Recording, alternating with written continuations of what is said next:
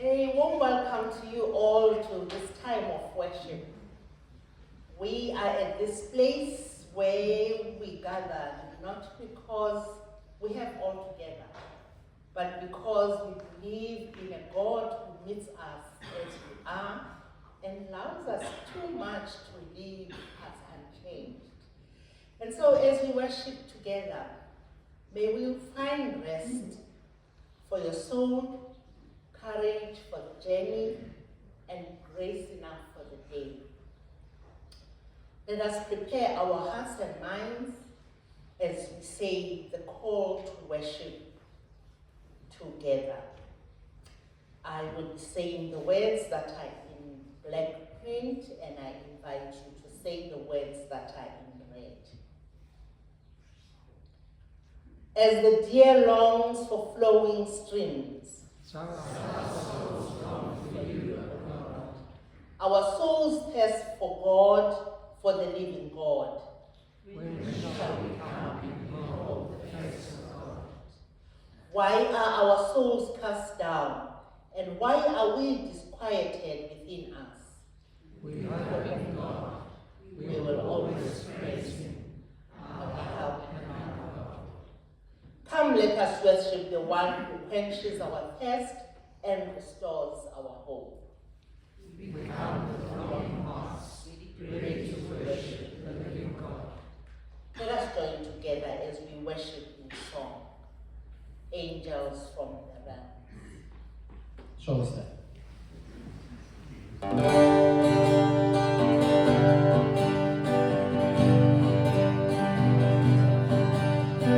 Angels from the realms of glory, bring your flight over the earth.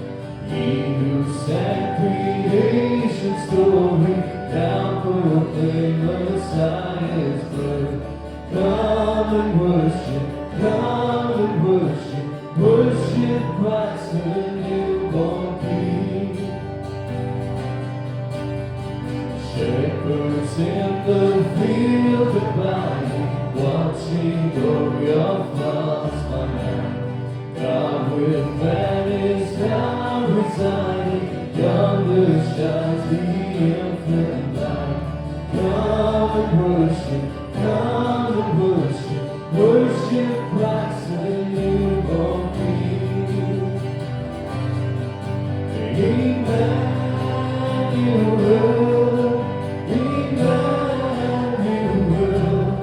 You are the God who saves us, worthy of all our praises.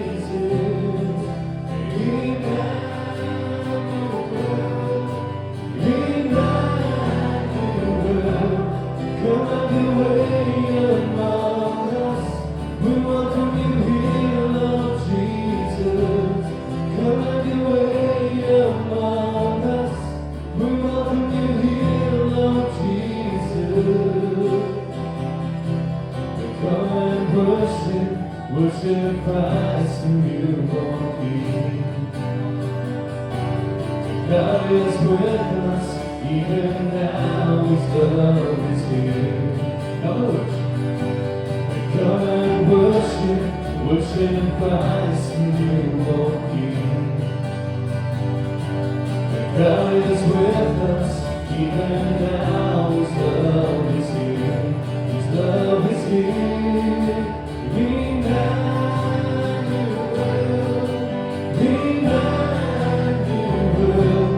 You are the God who saves us, worthy of all our praises.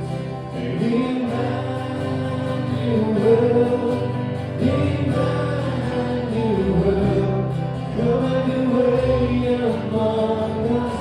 We welcome you here, Lord Jesus. Come and way among us. We welcome you here, Lord Jesus.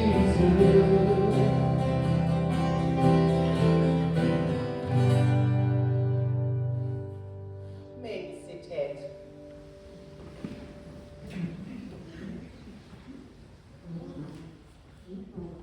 Come, let us pray. Gracious and living God, indeed, as the deer pants for streams of waters, so our souls long for you today. You are the source of our life, the one in whom we live and move and have our being. You are the rock and our Redeemer. You are our shelter in the storm and our song in the stillness. We come with awe and reverence to worship you, Father, Son, and Holy Spirit, eternal in love, boundless in mercy, and faithful through every generation. Holy God, even as we long for you, we confess that we have sought life in dry and broken places. We have clung to comforts that cannot quench our thirst. We have turned away from your healing presence when it seemed too disruptive or demanding. Forgive us for fearing the cost of transformation. Have mercy on us when we resist the very grace we pray for. Yet even in our turning, you meet us with compassion. You do not cast us away. You draw us near with kindness and restore us in love. Assure us again of this good news. In Christ we are forgiven. In Christ we are made whole. With grateful hearts we enter this time of worship. We thank you, gracious God, for drawing us together, broken and beloved, thirsty and welcomed. Thank you for the breath in our lungs and the hope in our hearts. Thank you that you are already here, moving among us, speaking through scripture, healing what is wounded, and stirring what is still. Be glorified in our praise, be present in our longing, be known in our gathering. For you, O God, are the one our souls truly seek. We pray this in the name of Christ who taught us to pray. Our Father, who art in heaven, hallowed be thy name. Thy kingdom come, thy will be done, on earth as it is in heaven. Give us this day our daily bread, and forgive us our trespasses, as we forgive those who trespass against us. And lead us not into temptation, but deliver us from evil. For thine is the kingdom, the power, and the glory, forever and ever. Amen. We continue in this time of prayer as I invite Carol to lead us with the lighting of the candle of peace, justice, and hope.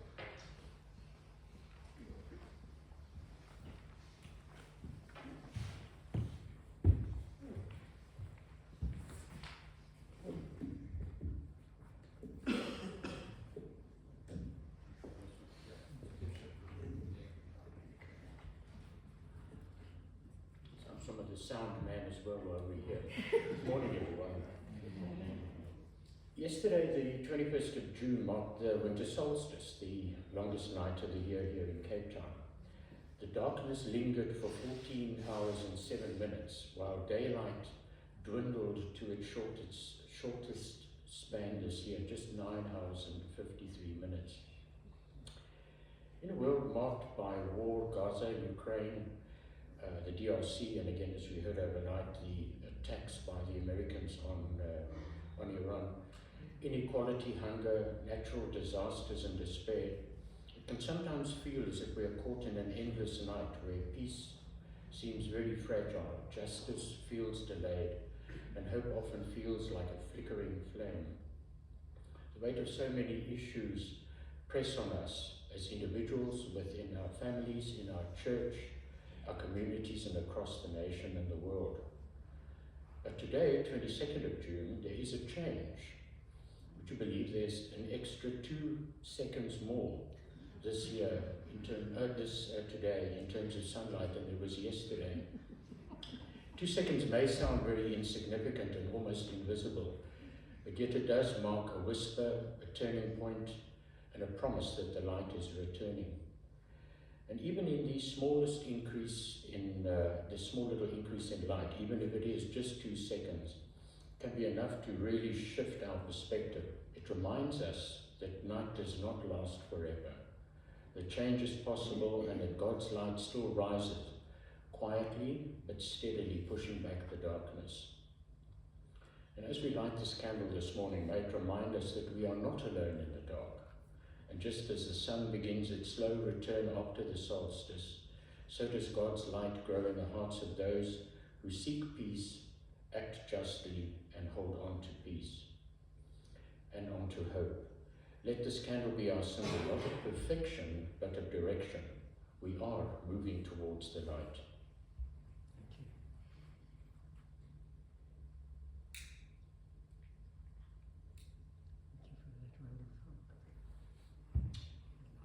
Let us pray. Lord and Heavenly Father, as we light this candle, we think of all the darkness in the world, the pain, the sadness, the unfairness. But this small flame reminds us that your light is still with us. Even a little light can make a big difference. Help us to bring peace, to stand up for what is right, and to keep hope alive. We ask this in the name of Jesus Christ, our Lord and Saviour. Amen. Please join me in prayer for Africa. God bless Africa. Protect our children. Transform our leaders. Heal our communities. And give us peace. For Jesus Christ's sake. Amen.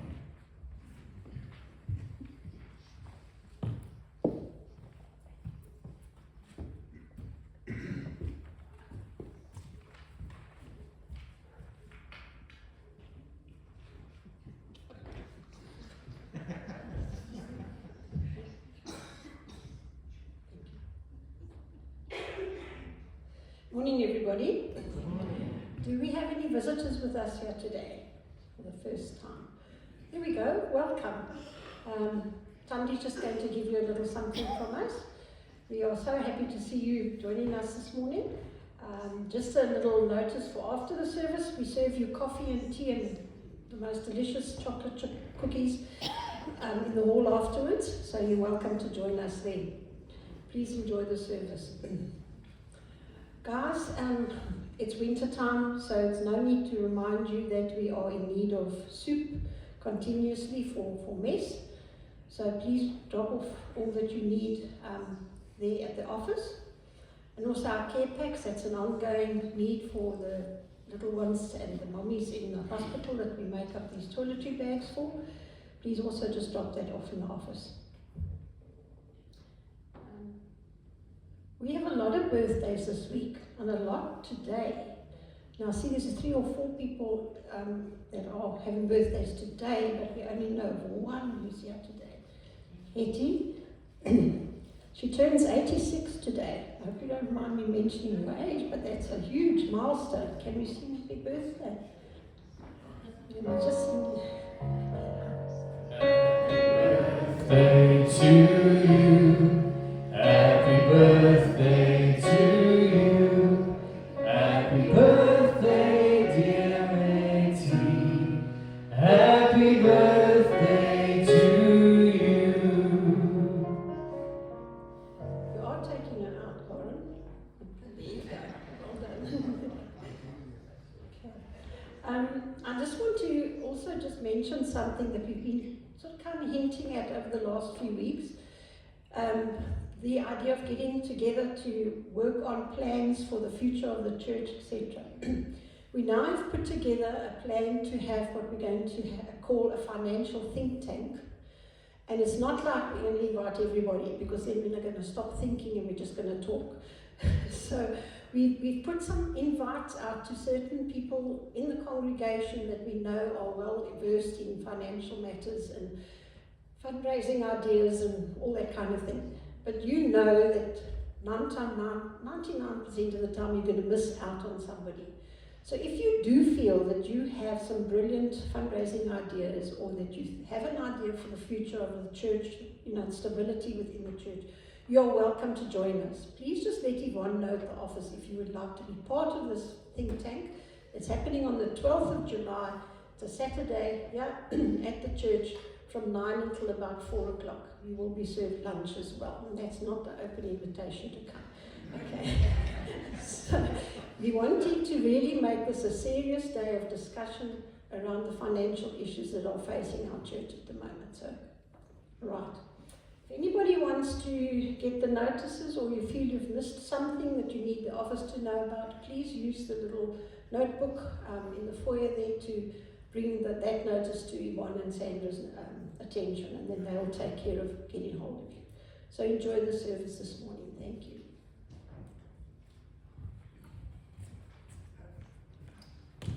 Thank you. We continue as we sing together, "The King of Love, my shepherd is." Shall we stand? The King of Love, my shepherd.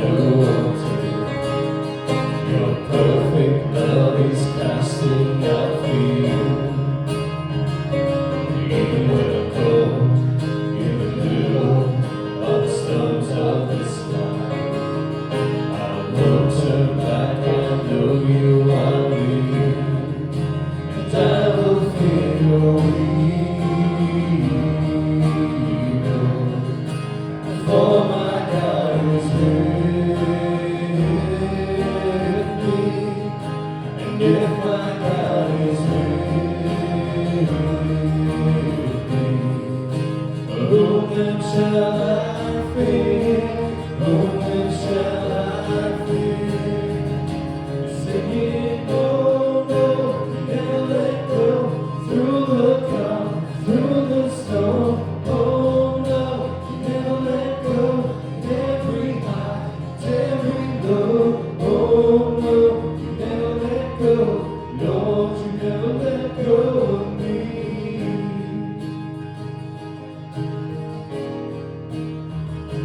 I can see a light that is coming for the heart that holds on. But though it's not beyond the pumpkin, there will be an end to these troubles until that day comes. Live to know you here on the earth, and I will fear no evil, for my God is with me. And if my God is with me, whom then shall I fear? Whom then shall I fear? Singing, oh no, you never let go. Through the calm, through the storm, oh no, you never let go. Every high, every low, oh no, you never let go. Lord, you never let go of me.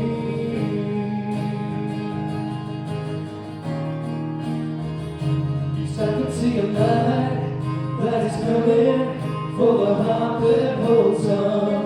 There will be an end to these troubles, but until that day comes, still I will praise you, still I will praise you.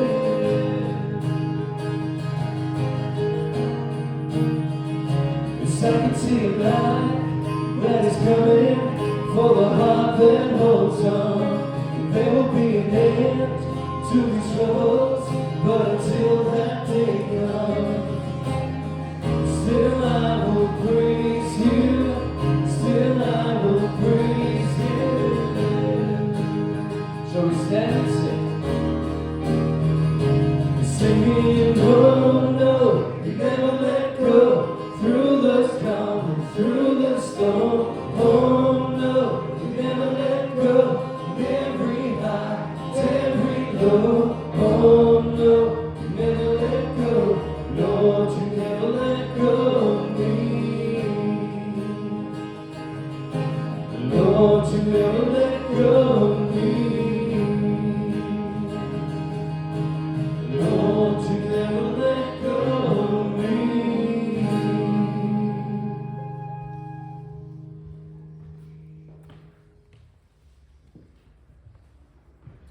Let us pray. Gracious God, thank you for this moment that as we worship you, we also bring these humble gifts of money as our way of saying there's no one like you.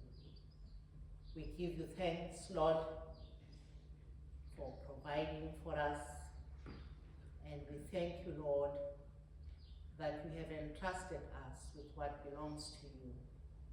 And so it is our prayer, Lord, that you accept these offerings and bless us as we use them for your glory. We pray this in the wonderful name of Jesus Christ, our Lord and Savior. Amen. Thank you. You may be seated.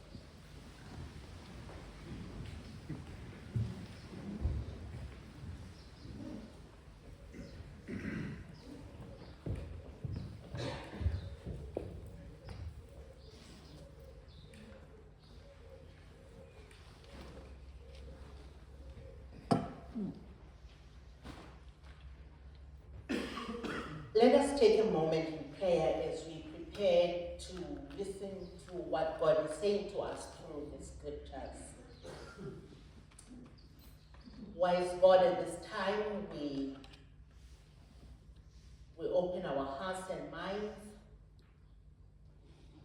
to listen to you. It is our prayer, Lord, that as you speak to us, we will hear you clearly, and that the hearing will lead to a transformation.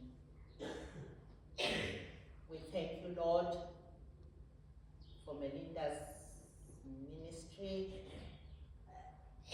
as she reads the scriptures. We pray, Lord, that you bless her and bless us all as we listen together. Speak, Lord, we are listening.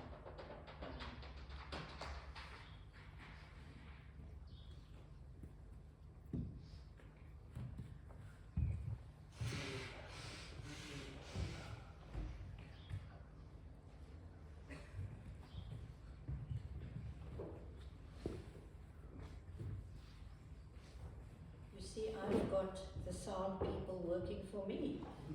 Carl had to do it himself. Good morning once again.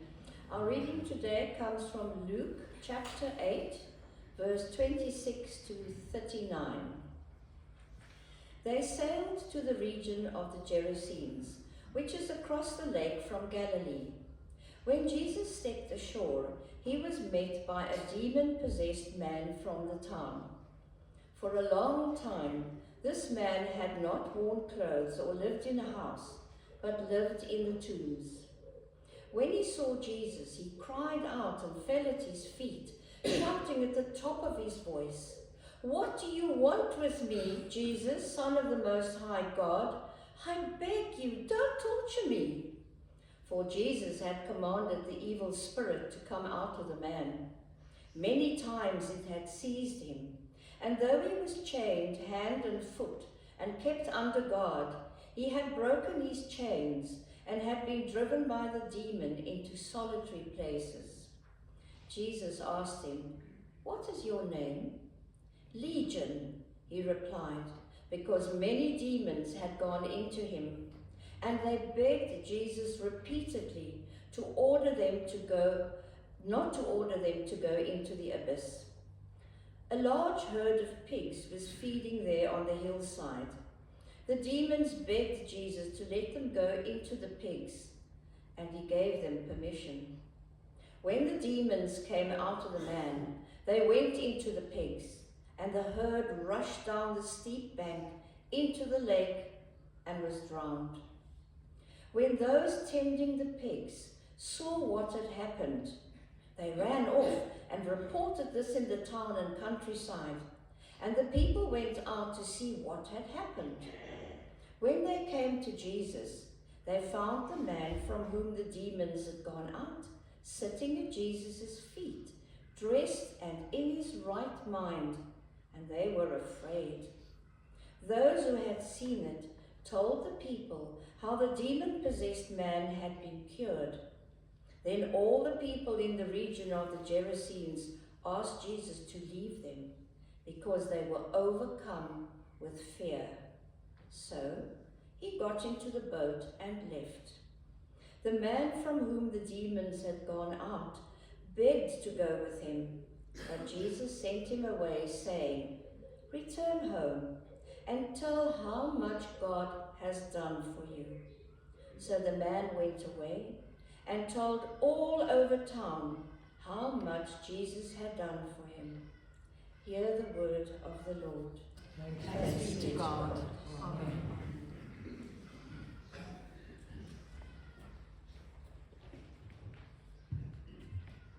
Thank you, Melinda.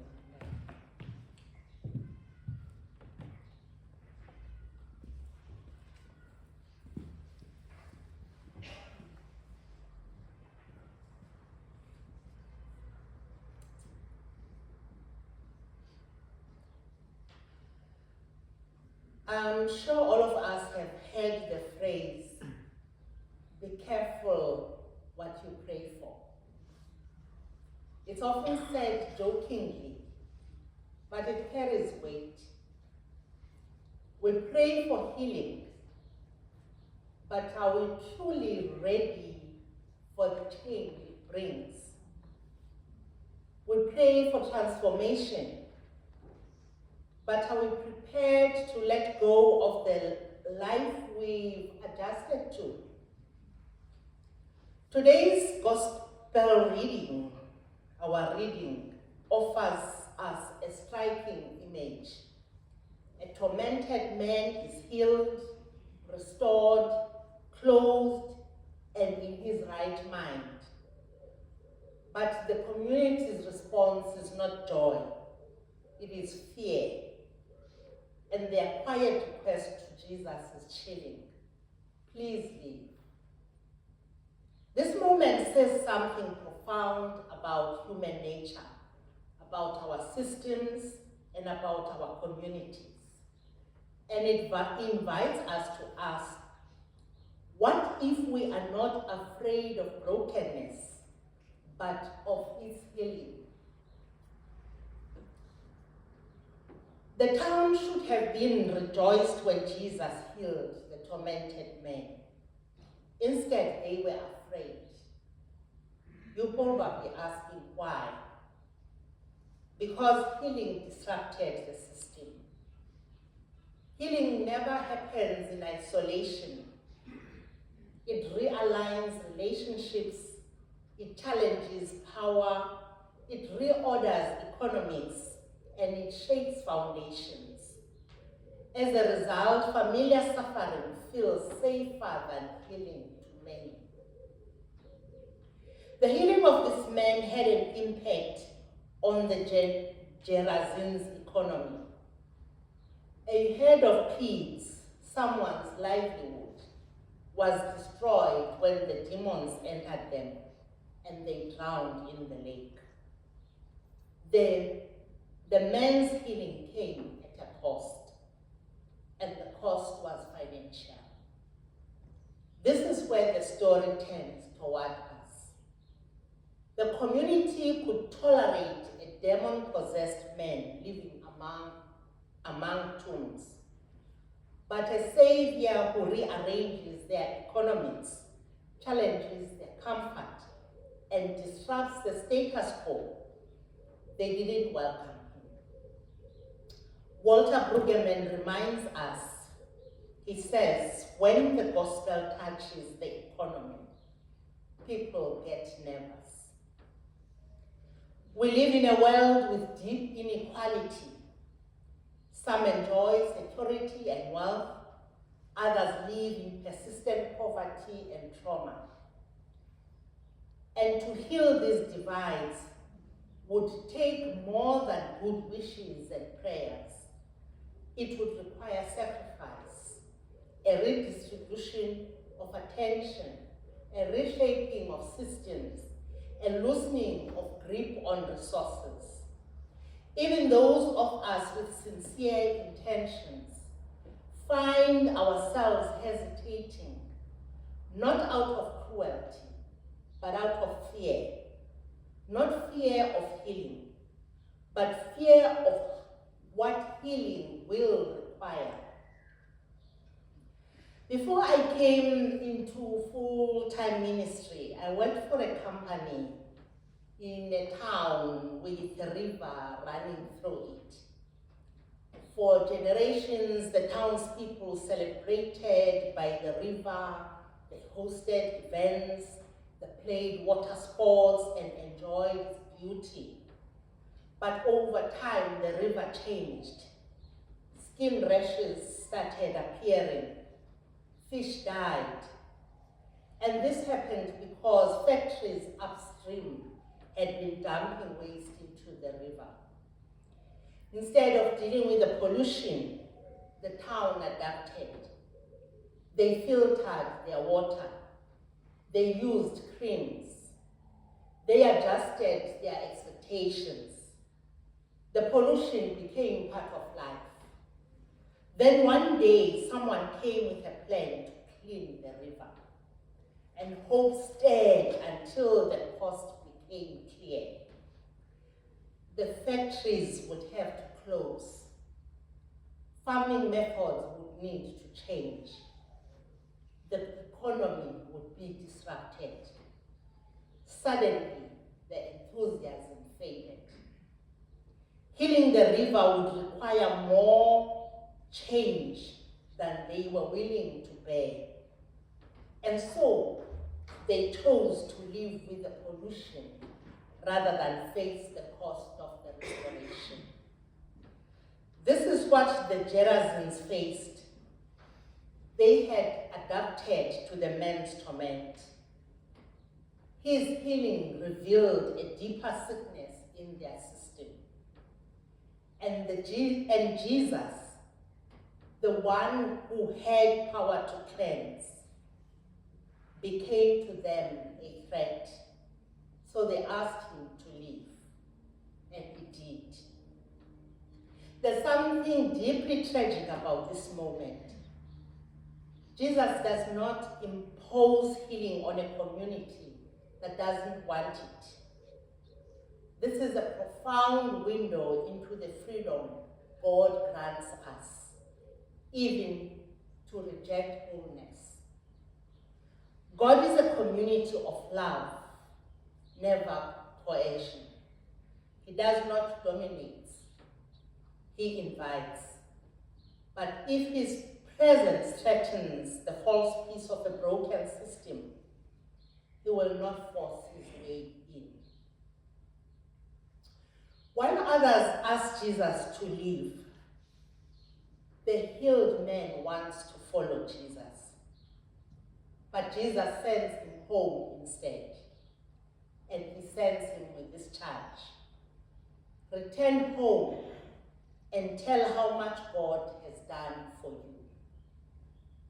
This man is commissioned to stay in his community, to live out his healing, to bear witness, not with arguments, but with his life, to be a walking testimony that wholeness is possible. He becomes a missionary to the very community that once chained him. He becomes a vessel of the same love that healed him. And we too are sent into our homes, our streets, our structures, bearing witness to what God has done in us. The story we've heard shows us that healing is never just personal. It is always communal.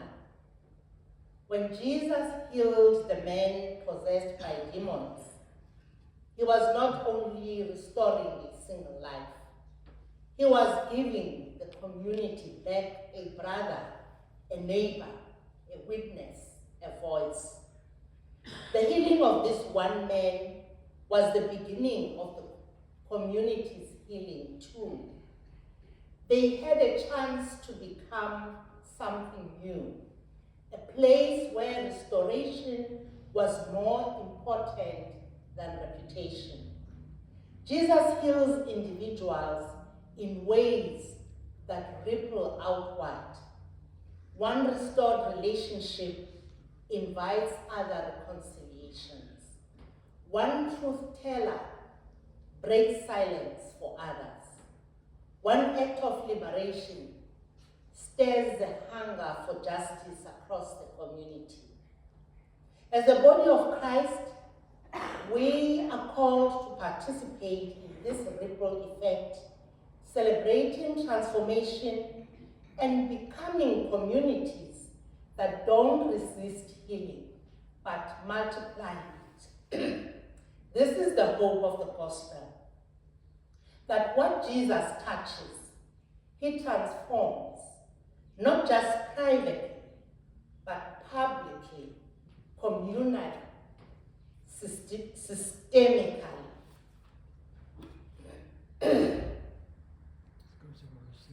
I'm sure you'll agree with me when I say that there are things in our lives, in our society, that we have simply learned to live with.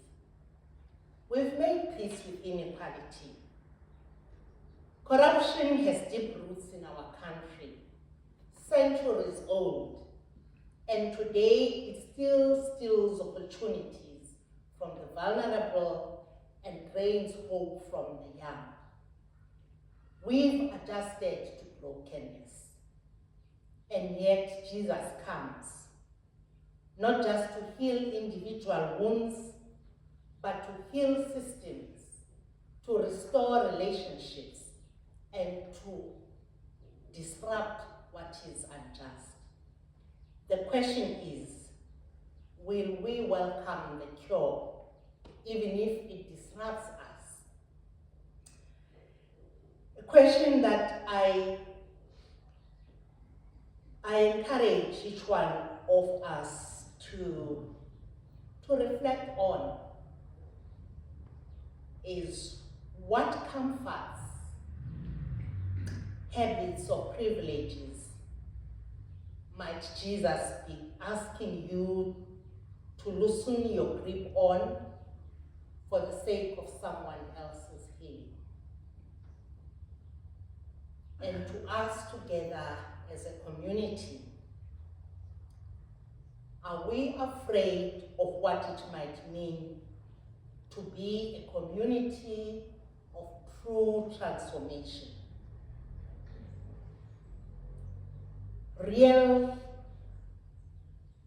Using the words of Debbie Thomas, she says real healing will require some disruption, but resurrection is on the other side. So friends, yes, healing may unsettle us. Yes, it may cost us.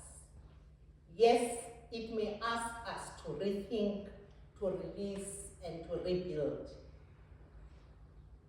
But what it gives in return is wholeness. There is no need to fear the one who heals. Let's welcome Christ not only into our personal lives, but into our systems, into our communities, our economies, and our fears. Let's become a community that does not fear the cure, but hungers for it. And to you, each one of you, whatever healing Christ is inviting you into, however disruptive it may seem, do not be afraid. His love is for you, and it is unwavering. Let Christ heal you. Let him free you. Let him send you. You are not alone, and you are not beyond his grace. Amen.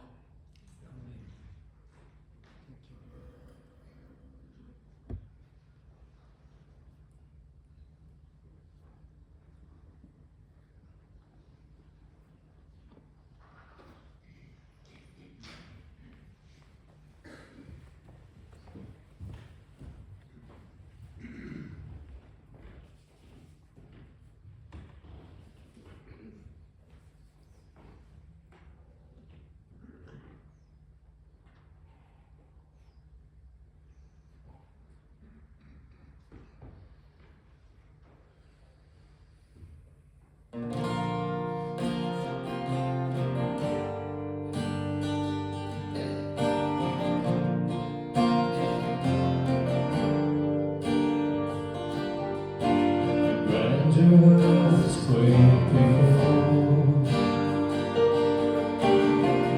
moved by the sound of his voice. It sees that I'm shaking and still, and become growing from my through it all, my eyes are on. Through it all, it is well. And through it all, my eyes are on you. It is well with me.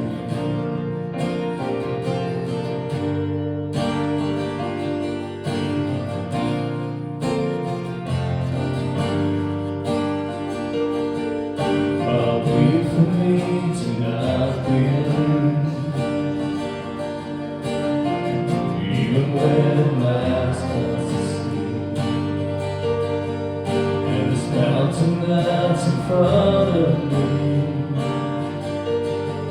We'll be thrown into the midst of the sea. And through it all, my eyes are on you. And through it all, it is well. Through it all, my eyes are on you. It is well. It is well. So let it go, my soul, and trust in Him. The ways of Him still know His name. So let it go, my soul, and trust in Him.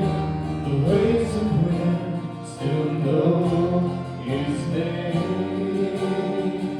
The ways of Him still know His name.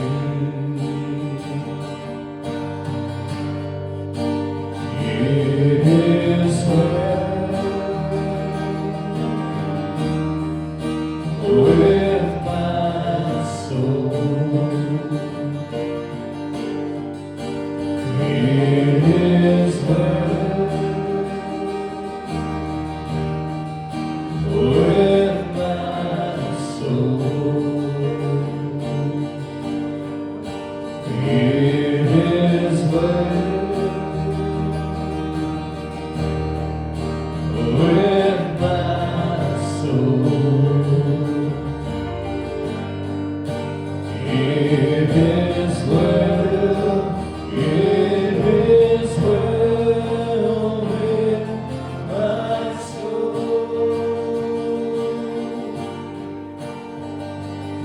And through it all, my eyes are on you. Through it all, it is well.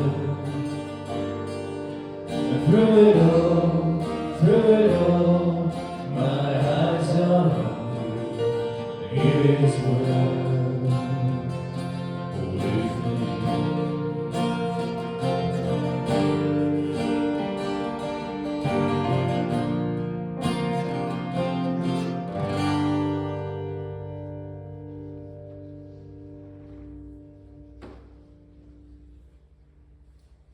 Let us pray.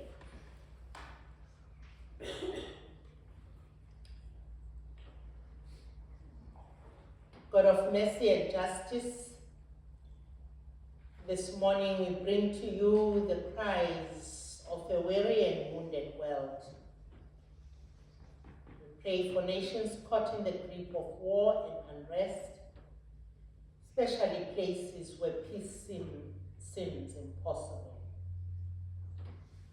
We remember the children who go to sleep afraid, the families torn apart, the mothers who search for food, the fathers who bury their kids, and the many who do not even have the strength to hope. We pray, gracious God, that you bring your peace. Lord, in your mercy. God of compassion and healing, we lift before you our country. We hold in prayer all who are facing the bitter cold of winter, those without shelter, without warmth or enough food to make it through the night. We remember families who have lost everything in the floods and storms, and those who are still waiting day after painful day to recover the bodies of their loved ones. Be near to those who must start over with nothing, no homes, no belongings, no safety net. Protect them from harm and from those who take advantage of their desperation. Where cruelty threatens, raise up kindness. Where systems fail, stir your people to act. Lord, in your mercy. God of hope and provision, we pray for all who are burdened with economic hardship, those who cannot find work, those who live with debt, those who work hard but still do not have enough. We remember small business owners and informal traders trying to survive in an unfair economy, and all who feel invisible in systems that benefit the few. We pray for an end to corruption and for leaders who will govern with wisdom, with courage and integrity. Give your people courage to stand for what is right and to care for those in need. Lord, in your mercy. God of comfort and strength, we hold in your presence those who are grieving today, especially those who carry their grief alone or in silence. We pray that you be known by the sick, that you are close to them, the elderly who feel forgotten, the young who feel lost, the single parent at the edge of exhaustion, the child whose only meal is at school, and the caregiver who gives more than they receive. May each one know that they are seen, they are known and held by you. Help us be a community that reflects your love in real, tangible ways. Lord, in your mercy. God of light and truth, we pray for your church here and across the world. Call us out of comfort into compassion. Disrupt us when we settle for charity instead of justice.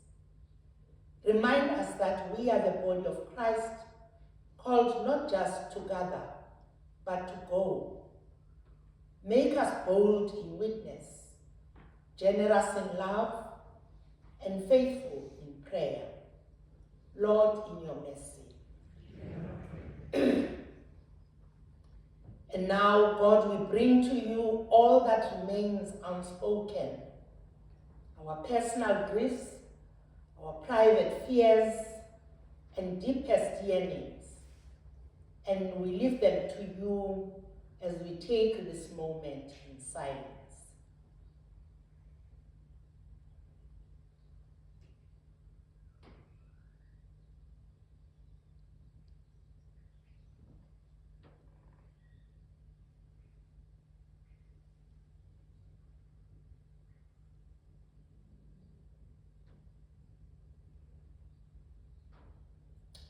Merciful God, we pray that you gather these prayers, spoken and silent, and shape us to be part of the answer.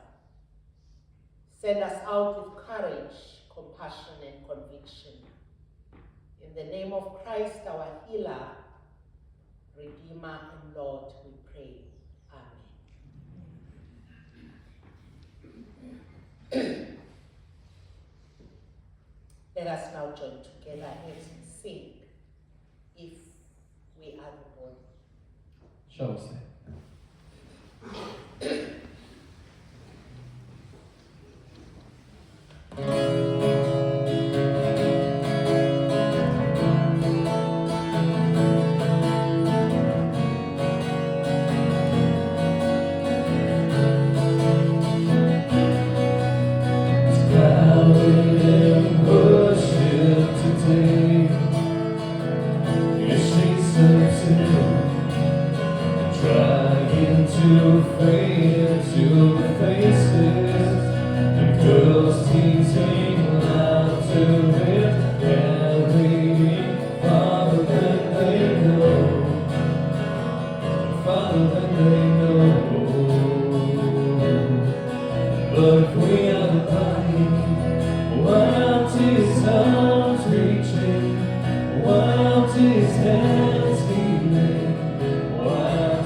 Words teaching, and we are the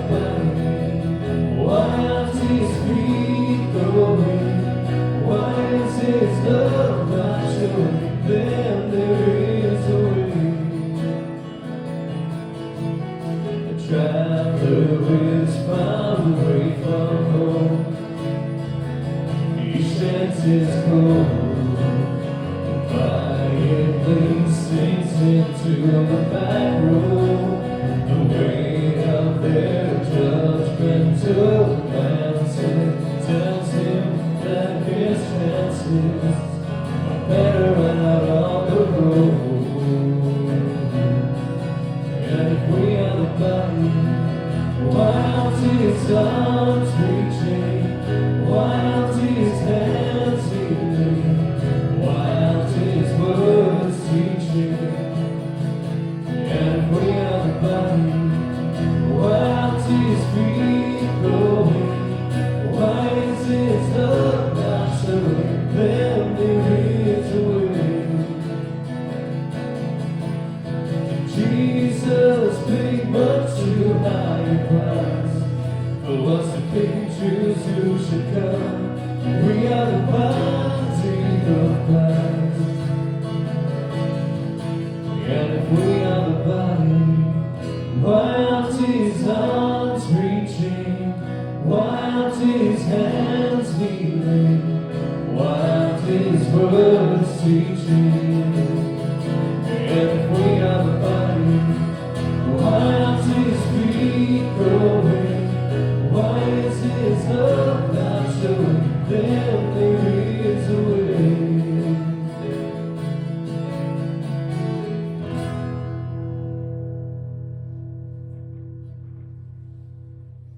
Amen.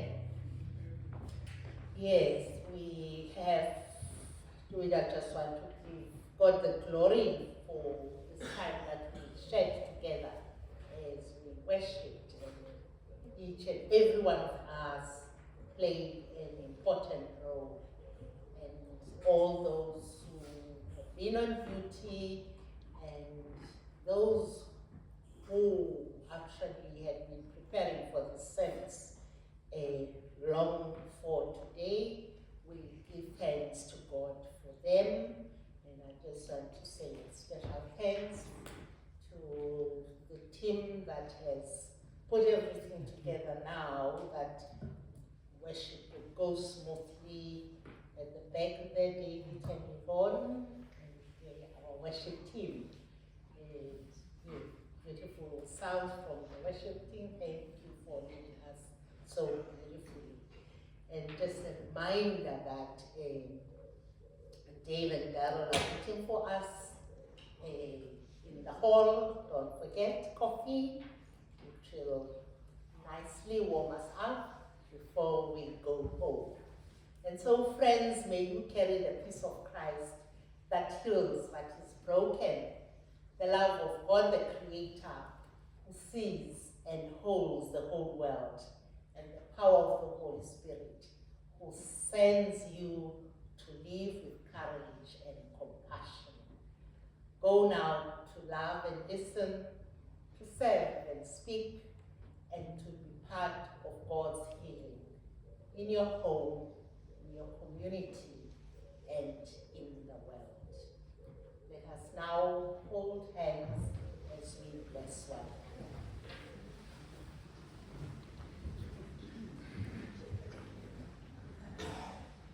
Now, may the grace of our Lord Jesus Christ, the love of God, and the fellowship of the Holy Spirit be with us all, now and forevermore. Amen.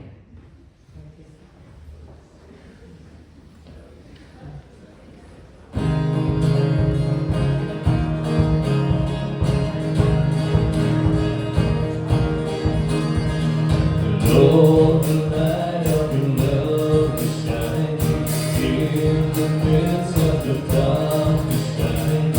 Jesus, light of the world, shine upon us. Set us free by the truth you now bring us. Shine on me, shine on me. Shine, Jesus, shine. Fill this land with the Father's glory. Please, Spirit, please, set our hearts on fire. Oh, flood the nations with grace and mercy.